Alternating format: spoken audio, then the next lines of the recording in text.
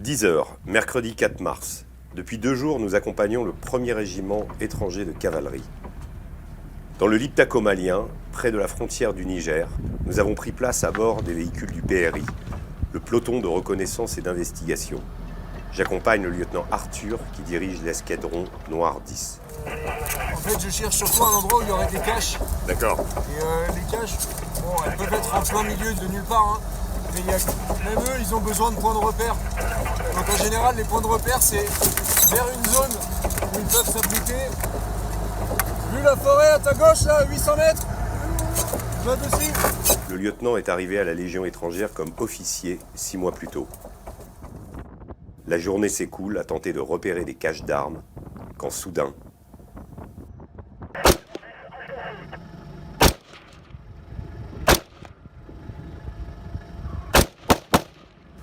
« 11h49, les 2 véhicules blindés légers de tête aperçoivent une moto avec 2 occupants.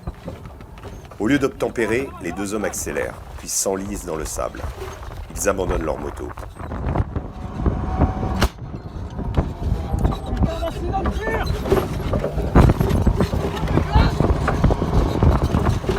Le chef de bord du VBL fait des tirs de sommation. Les 2 hommes répondent en sortant des kalachnikovs.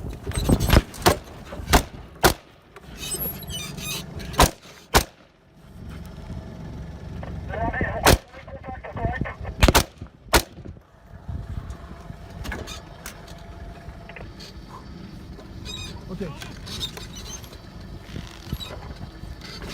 Bien cool.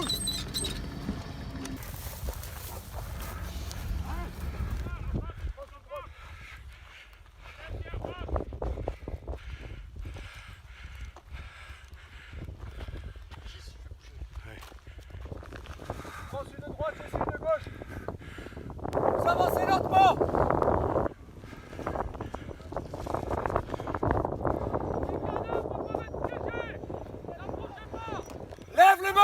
On lui demande de lever les mains.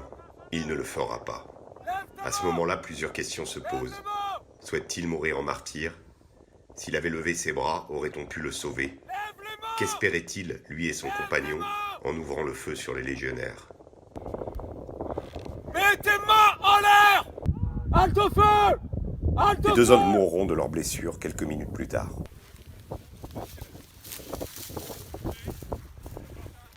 Il y avait 2 mecs, il n'y a personne qui est parti?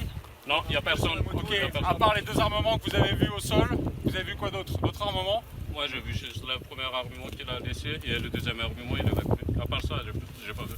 Ok, maintenant là, mon lieutenant, asseyez-vous, ce qu'il faut maintenant se calmer là.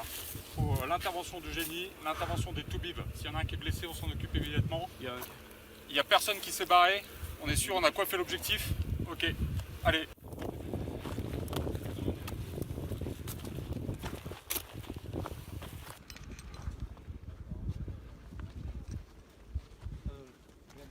Il n'y avait plus rien dessus, d'armes ni rien. Les corps des 2 djihadistes sont confiés aux FAMA, les forces armées maliennes, qui iront les enterrer selon le rite musulman, la tête en direction de la Mecque.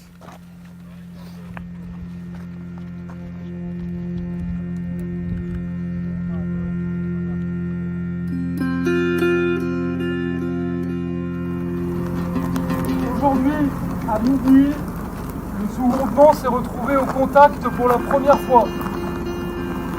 Noir 10 a rencontré au cours de sa reconnaissance 2 individus en moto qui ont cherché à fuir, l'ont pris à partie.